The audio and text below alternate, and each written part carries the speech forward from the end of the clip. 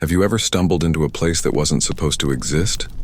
A place you knew deep in your bones had been waiting for you, long before you arrived? That was the thought circling my mind the night I drove into Hollow Creek. I wasn't supposed to be there, no one is. The town doesn't even show up on maps anymore, not on paper, not on GPS. But the road I took, it wasn't on my GPS either. I had been driving through the Appalachians for hours, headed toward Tennessee when my phone died and the GPS in my car began glitching.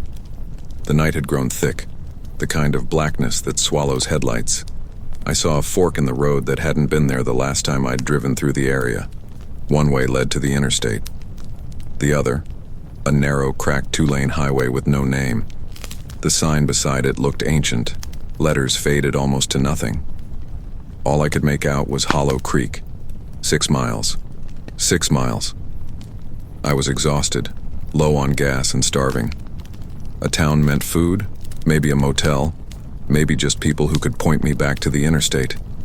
That was all I wanted, normal human contact. But Hollow Creek didn't offer that.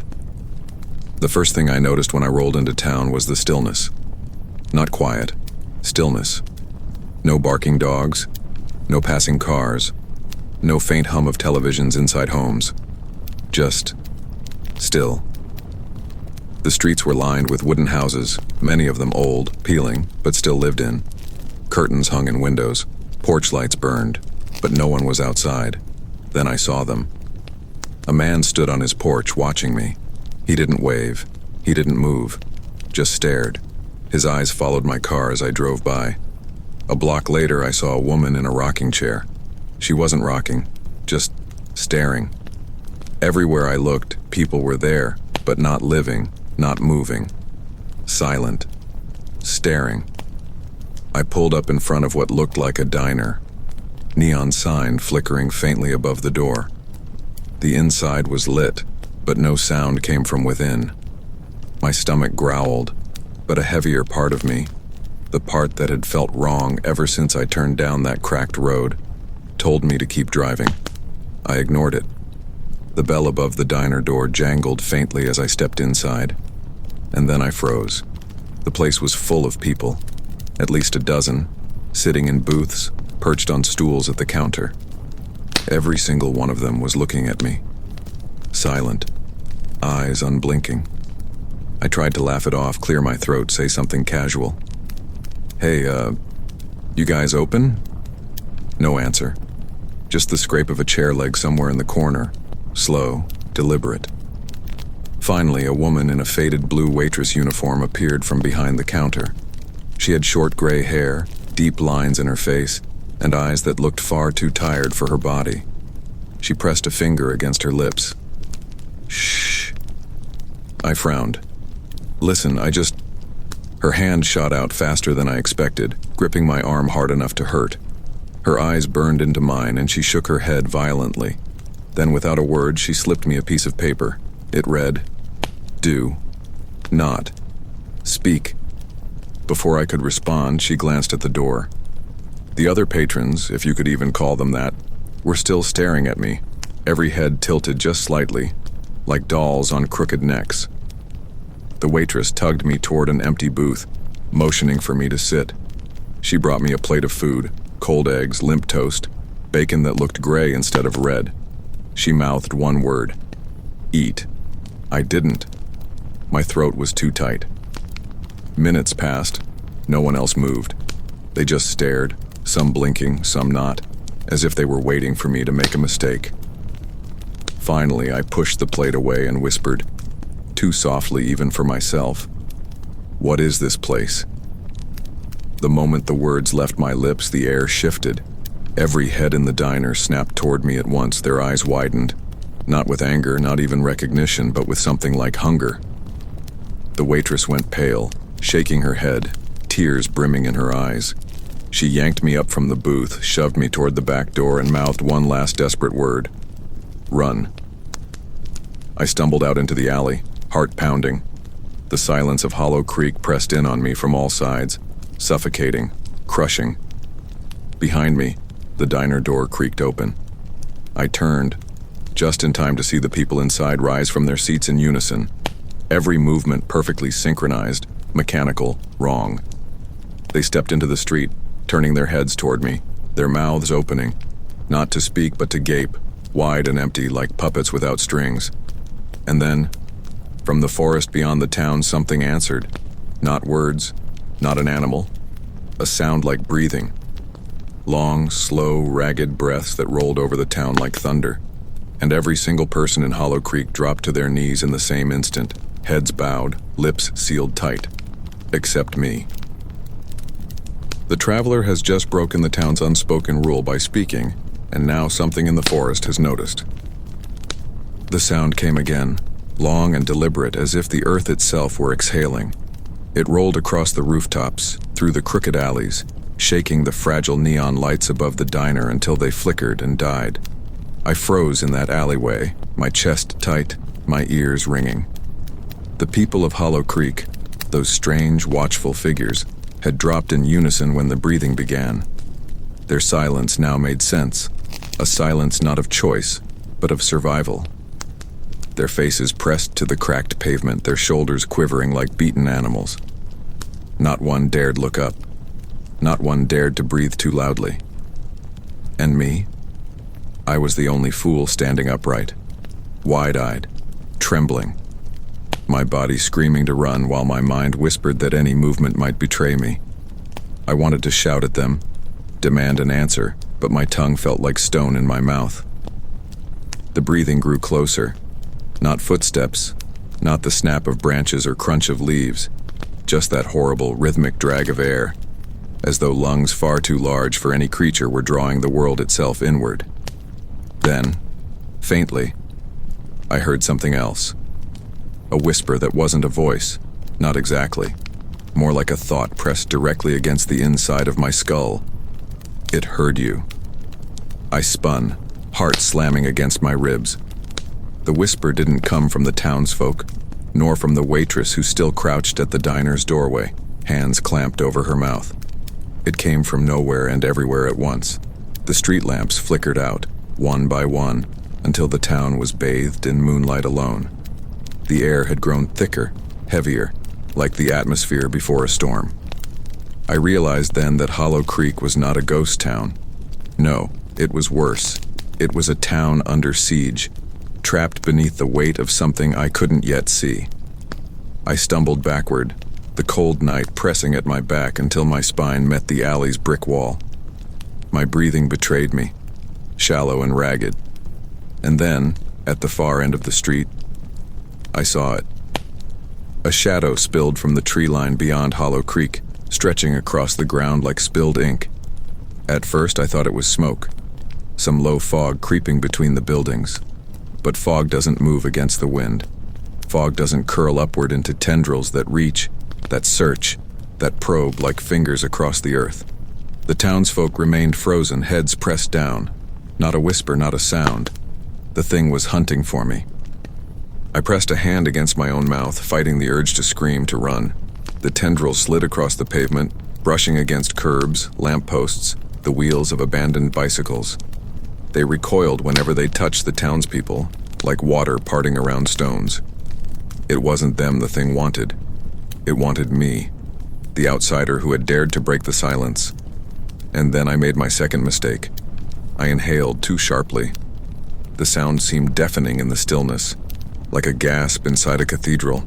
The tendrils froze, twitching. Then, slowly, they lifted, swaying in the air like a field of grass beneath an invisible wind, and turned toward me. The waitress's eyes went wide from her crouched position at the diner door. She mouthed the word again, urgent, desperate. Run. My legs obeyed before my brain could. I bolted from the alley, sneakers slamming against the pavement, lungs burning as I sprinted through Hollow Creek. The tendrils hissed behind me, dragging themselves with inhuman speed, slithering across wood and stone, closing the distance no matter how fast I ran. I tore past the staring figures, past houses with curtains drawn tight, past doorways where pale faces peered out, their lips sewn shut by fear alone. None of them moved to stop me. None dared to help. They knew, as I did now, that the thing beyond the trees was not meant to be seen, not meant to be heard. I rounded a corner and saw the edge of town, the cracked welcome sign, the empty gas station, the darkened road leading back into the forest. Salvation. But the moment my foot crossed the edge of the town, I felt it. A weight slammed against me, invisible but brutal, as though I'd run headfirst into a wall. My body snapped backward, sprawling across the dirt road. Pain seared through my chest, and when I looked up, I saw the air itself shimmering like heat rising from asphalt. I couldn't leave. The town wasn't just trapped, it was sealed. The breathing grew louder now, closer. The tendrils slid along the edge of the invisible barrier, weaving back toward me with patient hunger. They didn't rush. They didn't need to. I wasn't going anywhere. I staggered to my feet, chest heaving, and turned back toward Hollow Creek. The waitress was there, standing in the distance beneath the neon diner sign that had sputtered back to life. She was the only one not bowing, not kneeling. Her hand was raised, beckoning me, and against every instinct screaming at me to fight, to flee, to resist, I realized she was my only chance. I stumbled back into the town, the air loosening its grip on me the moment I returned. The tendrils paused, curling like snakes waiting for command, then slowly withdrew into the dark tree line. The breathing faded with them, retreating, but not gone. Never gone. The waitress caught my arm when I reached her. Her hands trembled as she dragged me into the diner's kitchen, bolting the door behind us. She didn't speak, not yet. Instead, she shoved another slip of paper into my palm, scribbled in frantic ink. It read, "Now you know why we don't speak, but you've already drawn its attention, and it never forgets." Her eyes locked onto mine with a terror so raw, so consuming, that I almost wished she'd never saved me. Because she wasn't just afraid of the thing in the woods. She was afraid of me. The traveler learns that Hollow Creek is trapped by a supernatural entity that hunts sound, and now that he's spoken, it has marked him forever. The waitress fears him, because his presence may doom them all. The kitchen smelled of grease and burnt coffee, but even those familiar scents couldn't disguise the metallic taste of fear on my tongue. The waitress, her name tag long faded to nothing but a rust-colored smear, paced the narrow space like a caged animal. Every few seconds she would glance toward the shuttered window, her fingers drumming against her thigh in nervous, frantic rhythm. She still hadn't spoken a single word. I tried to breathe evenly, though every inhale felt like it might betray me to whatever thing had been in the woods. "You're going to have to tell me what the hell that was," I whispered, too shaken to remember the danger of sound. Her entire body went rigid. She turned on me with eyes wide, the whites glowing in the fluorescent light.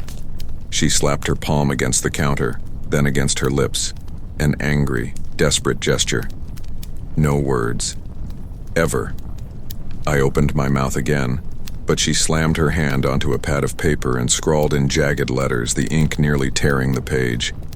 Every sound feeds it, even whispers. Every word is a drop of blood in water. I swallowed hard. My mind raced back to the tendrils that had groped across the street, the invisible wall that had hurled me backward when I tried to escape, and that awful, lung-rattling breathing. If it was hunting by sound, then I had already given it more than enough to follow. She scribbled again. "You are marked." The words were stark, final. They pressed into me, heavier than the unseen weight that had kept me from leaving. "Marked for what?" I asked before I could stop myself. The woman flinched at the vibration of my voice, her teeth gritting as though she expected the walls themselves to cave inward. Her hand trembled as she wrote again. "For taking. For feeding. It chooses one. Always. One." The way she underlined always sent a tremor down my spine. Before I could demand more answers, she ripped the slip of paper from the pad, crumpled it in her fist, and shoved it into the pocket of her apron, as though even the written word carried danger. Then she leaned close. So close I could feel the heat of her breath against my ear, and mouthed something silently. "Not tonight. Not while the moon watches." The kitchen light above us flickered, buzzing faintly. She froze, staring at the bulb as though it might burst. Then, with trembling hands, she switched it off, plunging us into darkness, save for a sliver of moonlight bleeding through the blinds. Her message was clear enough. Night belonged to it. We sat there in the suffocating dark for what felt like hours. My mind spun with questions I couldn't ask. Why did they stay here? Why not leave? How long had this thing haunted Hollow Creek? And most pressing, what the hell did it want with me? When I couldn't stand the silence anymore, I leaned close and whispered, reckless, selfish, desperate, tell me your name. Her hand clamped over my mouth so hard I thought she'd crush my teeth. Her nails dug into my skin, her eyes blazing with fury. But beneath that fury was something else. Grief. Slowly, she pulled her hand away, shaking her head so violently her gray hair whipped against her cheeks. She scrawled in the dark, the tip of the pen scratching loud against paper. Names are dangerous here. Names are louder than screams. My chest tightened. I wanted to argue, to demand some sliver of normalcy in this place where silence had replaced life. But before I could, a sound rolled across the town again. Not the long, thunderous breath this time. Something softer. Something worse. A footstep. It echoed through the empty streets, deliberate and slow, as though something was walking between the buildings. The waitress's pen slipped from her hand and clattered to the floor. The sound was barely audible, but she looked at me with such raw horror that I knew she believed we had just signed our death warrant. The footsteps multiplied. 2, 4, 8, a dozen, circling, pacing, closing in. I pressed myself against the wall, every muscle screaming to move, to run, to do anything but sit in this tomb of silence. And then faintly, from the front of the diner, I heard the bell above the door jingle. Someone had come inside. The waitress's hand found mine in the dark. Her grip was iron, shaking, cold as stone. She shook her head, mouthing words I barely understood. Don't move. The kitchen door creaked. It wasn't the breathing monster from the woods that entered. No. This was worse. The thing that stepped into the kitchen looked human. A man, tall and broad-shouldered, wearing clothes that belonged to another century. Trousers held up by suspenders, a white shirt stained yellow with sweat. His face, though, was wrong.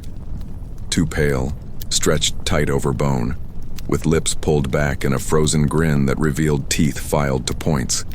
His eyes, empty, glassy, rolled across the room like marbles searching for light. And then he opened his mouth, not to speak, to breathe. The sound was hollow, rasping, inhuman, as if he had lungs but no air. His head turned toward me, the grin widening, impossibly wide, splitting the corners of his mouth. The waitress squeezed my hand hard enough to break bone. Her nails dug into my flesh. Her message was clear without words. This was what happened to the last one who spoke. And as his empty eyes locked onto mine, I realized with bone-deep certainty, if I stayed in Hollow Creek, I would become one of them. The traveler sees a horrifying figure inside the diner, a twisted remnant of someone who once broke the silence, proof of what he might become. The figure stood there in the moonlight, his grin carved across his pale face like a wound that had never healed. He didn't blink, didn't shift, just breathed that rasping, hollow sound that wasn't air, but the echo of air, a parody of life. His eyes, glassy and fixed, found mine with a slowness that made my stomach twist. It wasn't recognition, it was hunger. The waitress never let go of my hand. Her grip tightened until my knuckles popped, her message written not in ink but in raw desperation. Don't move. Don't breathe too loud. Don't be seen. I tried to obey. My chest screamed for air, but I held it, every muscle coiled tight, the walls of the kitchen suddenly closing in around us. The thing, man, creature, whatever it once was, tilted its head like a predator testing the air. The sound it made deepened, rattling through its chest in uneven rhythm. I noticed then the scars, faint but visible, circling its throat like a ring of rope burn. Its neck had once been broken, snapped and reset by something that wanted it upright again. And yet here it stood, grinning, breathing, existing long after it should have been buried. It took a step forward. The sound of its heel on the linoleum was the loudest thing in the world. The waitress released my hand, trembling, and pressed her back against the counter, head bowed low as if in prayer. My body wanted to do the same, but I couldn't look away. The man-shaped husk leaned over the table where we'd been sitting in the dark, placing both hands flat against the wood. His fingers twitched like they didn't quite understand how to move. His head rolled slowly, eyes sweeping, grin never faltering. Then, with a sound like tearing paper, his jaw unhinged. The rasping breath poured louder now, filling the room with a horrible rhythm, like an imitation of the monster that haunted the forest. The waitress's lips moved soundlessly. I didn't need her to write it. I knew what she was mouthing. This is what waits for you. The creature lingered for long minutes that felt like years, then slowly pulled back. Its grin snapped shut, face returning to that taut, motionless mask. It turned, dragging its feet as though learning to walk anew, and disappeared into the shadows of the diner. The bell above the front door jingled once more. Then silence returned. The waitress collapsed against the counter, shoulders shaking. I realized she was crying without sound, her face twisted with grief she wouldn't allow her throat to express. Finally, she wiped her eyes, grabbed the pen again, and scribbled on a scrap of receipt paper with trembling hands. That was Thomas Reddick, spoke in 1954. One night, too loud, it took him, returned him. I stared at the words, my chest tightening until I thought I'd suffocate. It returned him? I whispered before I could stop myself. Her eyes snapped up, furious. She slapped her palm against the table so hard the pen jumped. Her whole body shook with rage. She scribbled again, stabbing the paper with each letter. Not alive, not dead, never gone. They wander, reminders, punishments. I could see it in her face then. The years of surviving in a town where silence was salvation. The guilt of watching neighbors transformed into breathing husks. The helplessness of knowing that escape was impossible. And the truth that chilled me deepest. She wasn't just telling me about Thomas. She was warning me about myself. I sat there shaking, my mind racing. Why stay? Why live like this? Why not try to fight, to burn the woods, to destroy whatever cursed thing had sealed Hollow Creek in its grip? My mouth moved before I could think, the words spilling into the quiet. Why don't you leave? The instant the question left me, the kitchen light flickered again. A low rumble rolled across the town. Not breathing this time. Not footsteps. Something deeper. Something awake. The waitress's eyes went wide with terror. She ripped the pen across the paper so violently that the tip snapped. But I didn't need the words. I knew the answer. They couldn't leave because there was no world outside Hollow Creek anymore. The barrier I had felt wasn't a wall at the edge of town. It was the skin of a prison. A prison meant not just for them, but for whatever thing lived in the forest. They weren't residents. They were sacrifices. The rumbling stopped. The silence returned. And then, faintly, from the street outside, I heard another sound. A child's laughter. High-pitched, sweet, wrong. The waitress bolted upright, her chair scraping the floor, her face drained of all color. She grabbed my wrist and yanked me toward the back door with strength I didn't think she had. The laughter grew louder. A chorus now. More children. Giggles overlapping. Feet pattering across the cracked pavement. But I had seen the streets of Hollow Creek. I had seen the empty porches, the still-eyed adults bowing to the silence. There were no children here.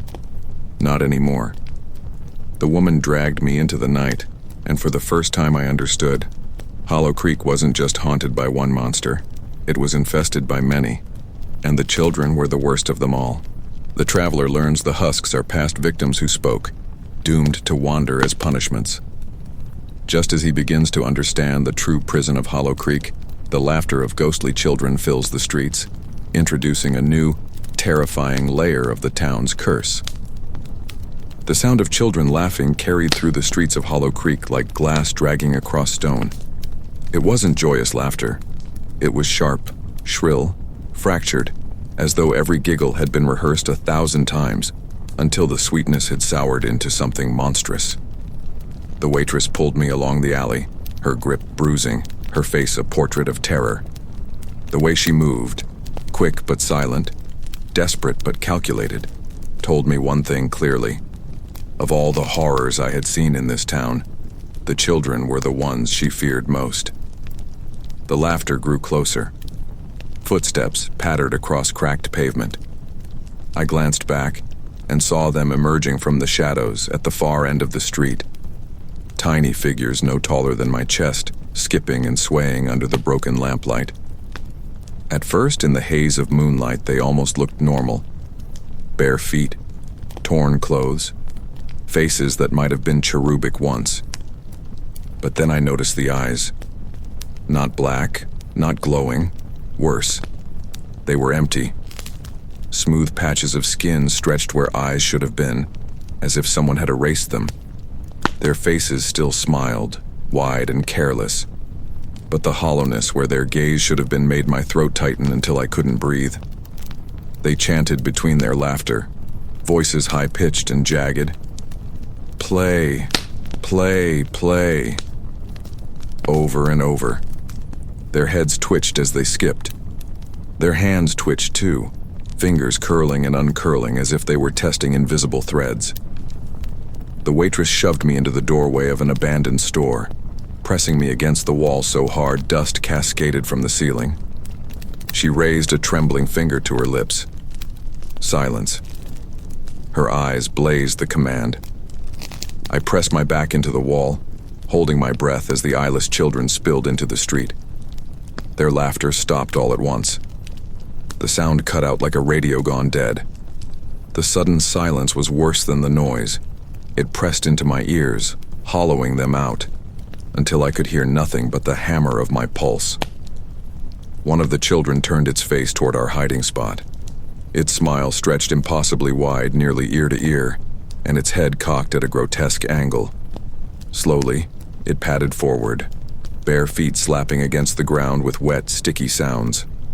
Its small hand trailed along the wall, nails screeching softly against the rotting wood. I wanted to scream. I wanted to bolt into the night, even if it meant the forest monster found me instead. But the waitress's grip dug into my arm, iron strong, anchoring me to that patch of shadow. The child stopped in front of the store, inches from where we stood. Its hollow face tilted up, nose twitching as though sniffing the air. The skin where its eyes should have been bulged and flexed as though something beneath pressed outward, trying to see. Then it leaned closer, its smile opening wider until the corners of its mouth cracked, leaking a thin line of dark fluid down its chin. The waitress lowered herself into a crouch, bowing her head like the other townsfolk had when the forest creature breathed. I followed her lead, sinking slowly to the ground, forcing my body still, silent. For long seconds, the child lingered. Its breath was shallow, rasping like a broken whistle. Then, just as suddenly as it had stopped, it laughed again. A piercing, manic sound that rattled the windows. The other children echoed it instantly, a chorus of giggles that rose and fell like a wave. They skipped past the store, their bare feet pattering away into the deeper streets of Hollow Creek, vanishing into the fog. When the last echo of their laughter dissolved, the waitress sagged against the wall. Her hands shook so violently she dropped the pen she always carried. She didn't bother picking it up. Instead, she tore a piece of cardboard from the debris near her feet and scratched against it with a broken shard of glass, the letters uneven and jagged. Never speak near them. They hear through words. Names draw them. They take names. Take faces. I stared at the message, bile rising in my throat. Faces. That explained the smooth patches of skin. The children weren't born that way. They had been remade. Whatever haunted this town had stolen their names, their very identities, and left them eyeless, eternal mockeries of innocence. I wanted to ask the question anyway, though I knew it would damn me. Were they real children once? The waitress didn't write this time. She just looked at me with such profound grief that I had my answer. Yes, they had been real. The silence between us grew unbearable, broken only by the faint creak of the wind pushing against warped shutters. I leaned back against the wall, my mind racing in circles. How many layers of horror did Hollow Creek hide?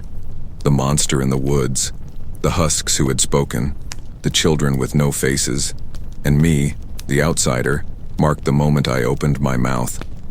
I realized then that the town itself wasn't just cursed. It was a system, a trap, a machine of silence designed to contain something unspeakable, and I was now part of it. The waitress touched my sleeve, dragging me from my thoughts. She scrawled again on the torn cardboard, her eyes hard and urgent. There is more. You must see the church. Tonight. I didn't want to. Every instinct screamed to stay hidden, to bury myself beneath blankets, to shut my ears until morning. But I also knew I had no choice. Answers lived in the church, and if I didn't understand Hollow Creek soon, I would not live long enough to regret it. She led me through narrow alleys, the moon our only witness. We moved like shadows, ducking behind rusting cars, sidestepping broken fences, crossing streets where the silence felt thicker, heavier. All the while, I felt the weight of unseen eyes pressing against me. The children's giggles still echoed in my skull. At last, we reached it. The church loomed over the town square, its steeple broken in half as though struck by lightning decades ago. The wooden doors sagged, chained shut with thick rusted links. Dark stains spread across the steps, old blood baked into the wood. The waitress knelt, prying a loose board free at the church's side. She motioned me toward the opening. Her face said the rest. What waits inside will tell you everything. But it may be worse than the silence. I dropped to my knees, the splinters biting into my palms, and crawled into the blackness. The air inside was colder, heavier, thick with the stench of mildew and something metallic. The church swallowed me whole. Behind me, the waitress followed, sealing us inside. And then I heard it. Soft at first, but rising in waves. Whispers. Hundreds of them. Layered, overlapping, filling every shadow of the church. Voices of the damned. Voices of the silenced. And they all knew my name. The sound of my name inside that rotting church was not a single voice, it was hundreds. Each whisper twined with the others, forming a tangled mass of sound that swirled like smoke through the darkness. James, they hissed. Some voices were delicate, like children at play. Others were gravelly, fractured, as though scraped raw across stone. But every one of them spoke with certainty, with an intimate knowledge of who I was, as though they had been waiting for me long before I ever set foot in Hollow Creek. The air pressed heavier with every syllable, like the walls themselves exhaled these voices. I felt my throat close, my chest tighten. The church wasn't abandoned. Not truly. It was inhabited. Not by flesh, not by blood, but by something older, something that lived in words themselves. The waitress placed a trembling hand on my arm, urging me not to speak. Her eyes pleaded, begged. She fumbled for her shard of glass and a splintered board, scratching feverishly, her breath ragged with panic. The board read, "Do not answer. Never answer. They will take you." My knees nearly gave out. Take me. Take me where? How? I wanted to demand it, but the words would have doomed me the moment they left my lips. So I clenched my teeth until my jaw ached, swallowing down the scream rising in my chest. We crept farther into the church.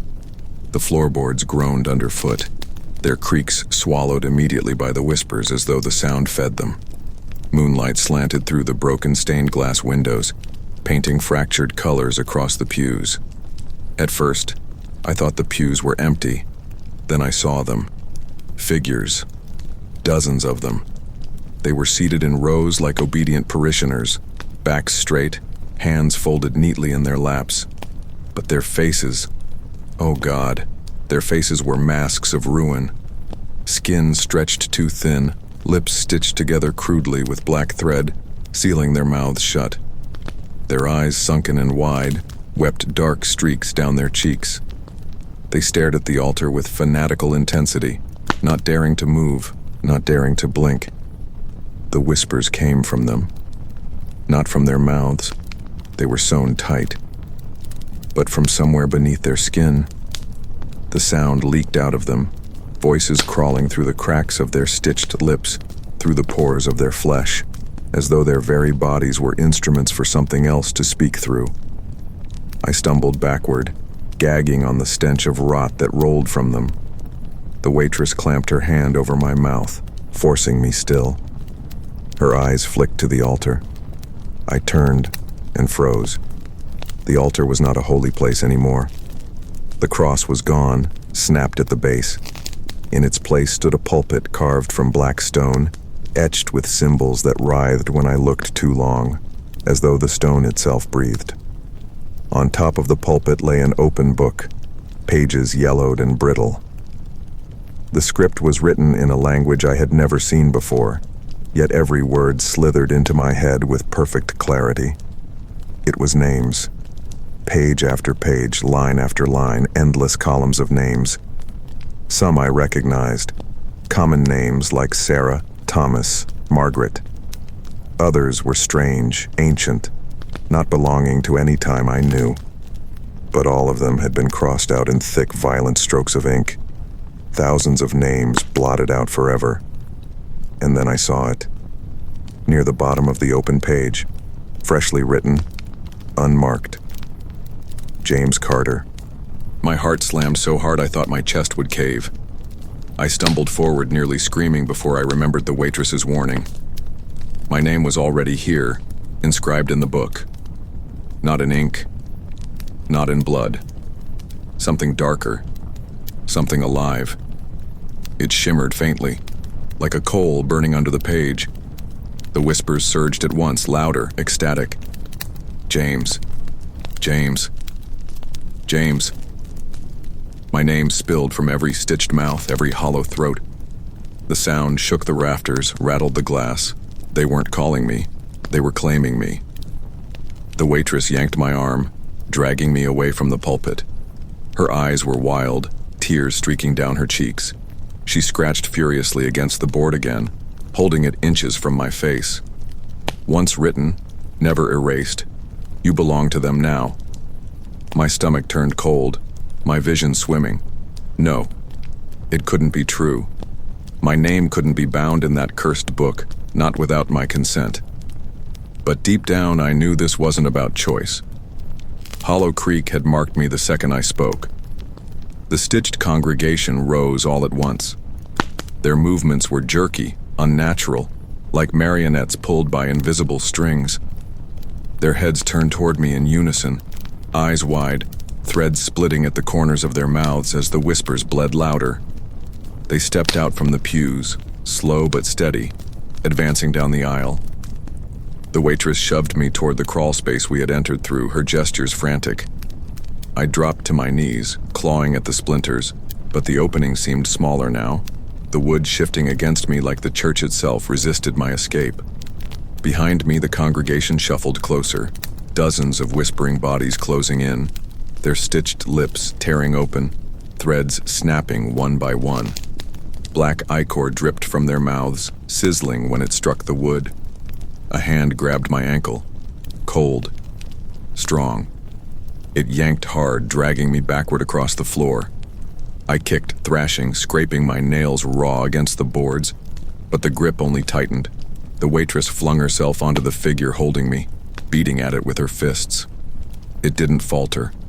She clawed desperately at her board and scrawled with the glass, shoving it toward me in one last, shaking plea. Do not scream. Do not speak. Or you will never leave. My lungs burned. A scream coiled at the back of my throat, begging to break free. The stitched parishioners loomed over me now, their mouths bursting open, revealing black maws where no teeth remained, whispering my name in a deafening chorus. The grip on my ankle pulled me into their circle. The air turned rancid, my ears filling with the sound of my own name until it was no longer mine. It belonged to them. And then, through the chaos, the waitress struck the pulpit. The book slammed shut. The whispers stopped. Silence fell so suddenly it cracked through my skull like thunder. But silence in Hollow Creek was never salvation. It was only the beginning. The church did not breathe anymore. It held its breath.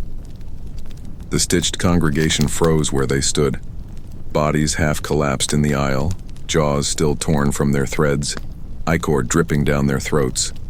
But the whispers that had once poured from them were gone. The silence pressed down instead. Thicker, heavier, alive. It was not absence. It was presence. A weight. A hand closing around my skull.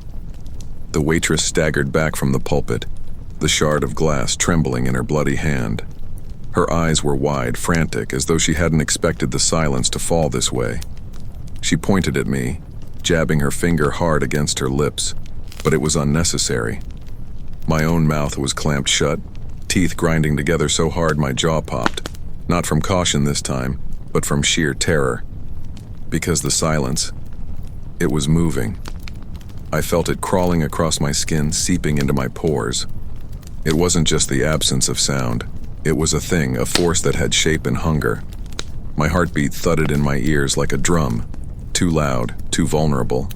Each thump felt like it echoed into the silence, daring it to notice me. And it did. The air shifted. The pews groaned.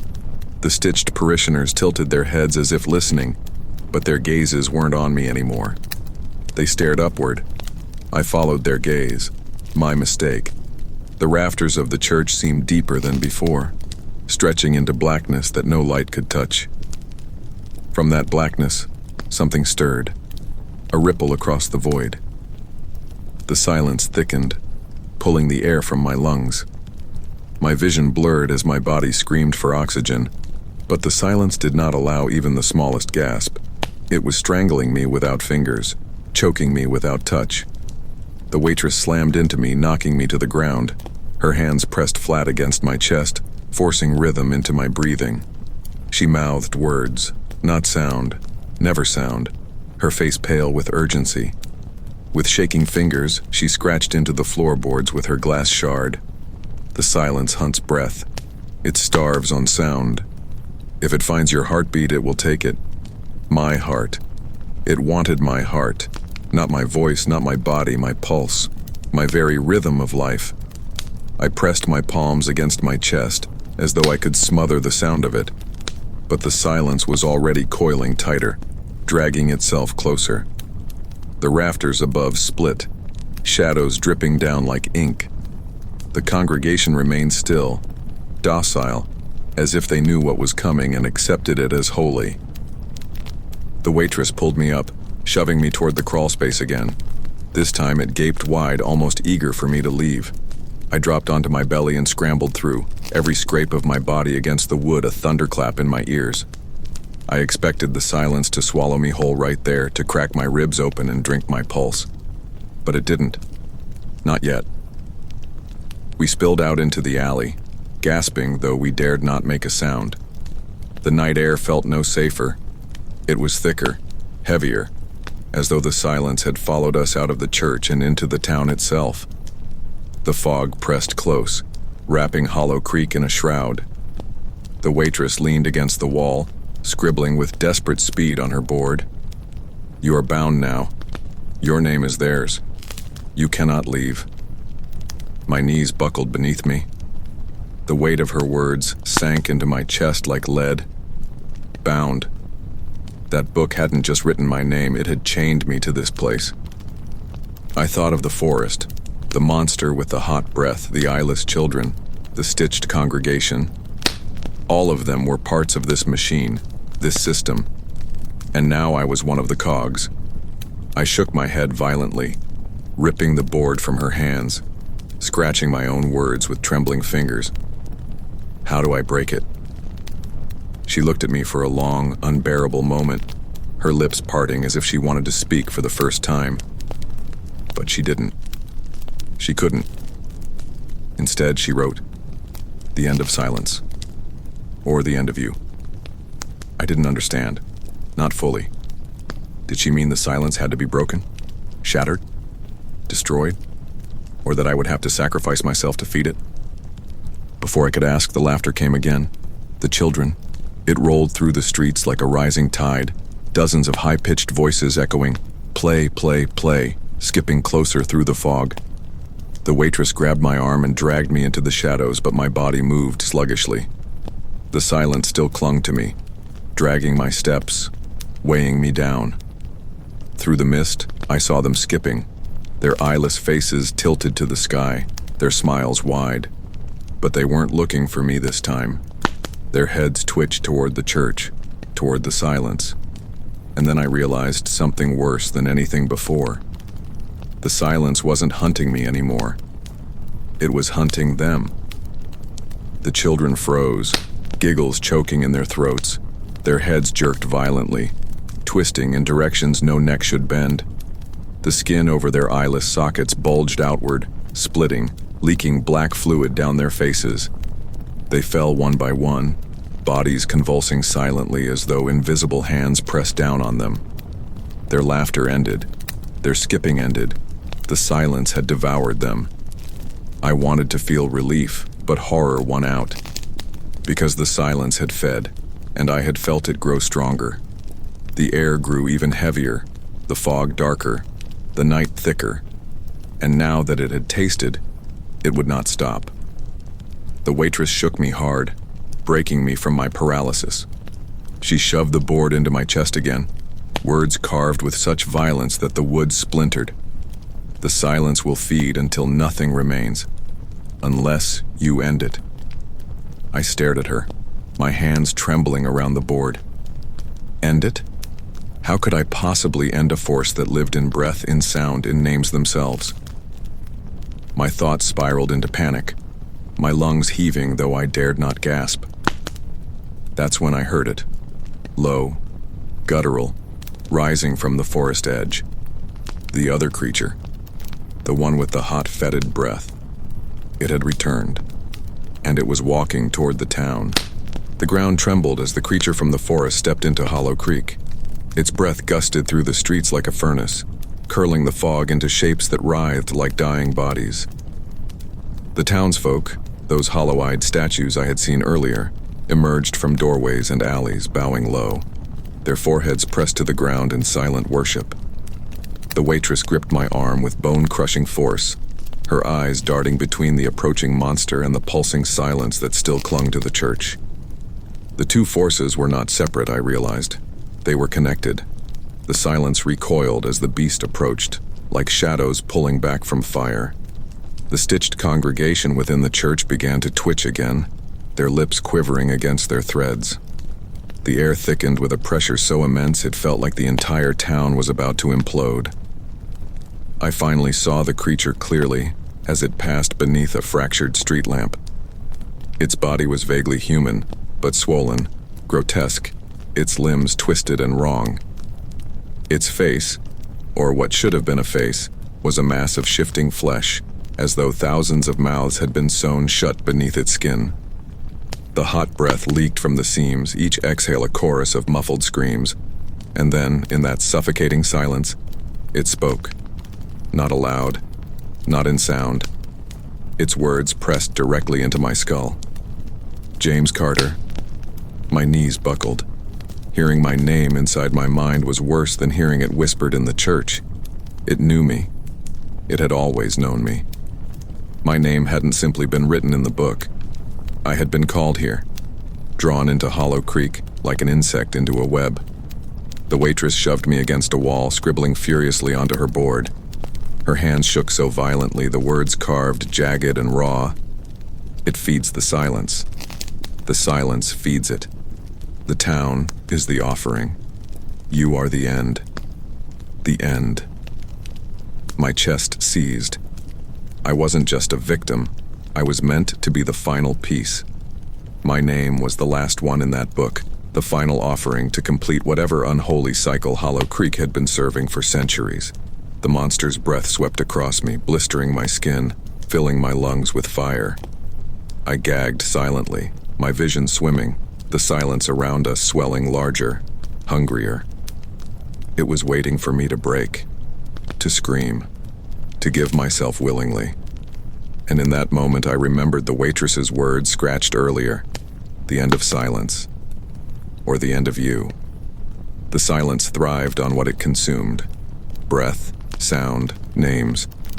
But what if silence could be broken, shattered? What if the one thing Hollow Creek feared most wasn't the monster, but noise? The waitress saw it in my eyes, what I was about to do. She shook her head violently, tears streaming down her face, clawing at my arms as if to stop me. But it was too late. My lungs burned, my throat ached, and my will snapped. I opened my mouth and screamed. The sound ripped from me raw, primal, a roar of terror and defiance. It split the night, echoing down the streets, bouncing off the houses, crashing into the church walls. The silence shattered like glass. The stitched congregation convulsed, their threads bursting, their whispers cut off in shrieks. The eyeless children's bodies sprawled lifeless in the street, twitched violently, their hollow sockets splitting open with black light. The bowing townsfolk lifted their heads, mouths opening wide, releasing the screams they had buried for decades. And the monster, it recoiled. Its flesh rippled violently, the mouths beneath its skin tearing open, shrieking in agony. My scream fed it, but not with obedience, with rebellion, with something it had not consumed in centuries. Noise. The silence writhed like smoke slamming against the church walls, desperate to contain me, but it was too late. I screamed again, louder this time, my voice shredding as blood filled my throat. My name, my sound, my being ripped through Hollow Creek, and the town trembled with it. The book on the pulpit burst into flames, the names within curling into ash. The black stone cracked, symbols bleeding light until they shattered. The stitched congregation fell lifeless to the floor, strings cut from puppets. The eyeless children dissolved into ash, carried away on the wind. The silence collapsed inward, folding like a dying star. And the monster, its body tore apart, thousands of mouths shrieking as they split open, spilling black ichor across the cobblestones. Its final breath roared through the town, hot and rancid, before its form collapsed into the earth. The ground split where it fell, dragging its carcass into the abyss below, sealing with a thunderous crack. Then, silence returned. But it was no longer alive. It was just silence. The townsfolk were gone. The waitress was gone. The streets of Hollow Creek stood empty under the broken moonlight. I staggered through the ruins, my throat raw, my voice shredded to nothing. The book was ash. The names were gone. Hollow Creek was dead, or so I thought. At the edge of town, I found a mirror lying in the dirt, cracked but intact. I don't know why I picked it up, why I even dared to look, but I did. And in its fractured surface, I did not see myself. I saw dozens of faces, stitched mouths, eyeless sockets, wide grins, layered over mine, shifting, flickering, and all of them whispered my name, James Carter. Because Hollow Creek wasn't gone, it was inside me. The traveler destroys Hollow Creek by breaking the silence with his scream, shattering the cycle, but in doing so he becomes the vessel for it. The town, the silence, the names, all of it now lives within him.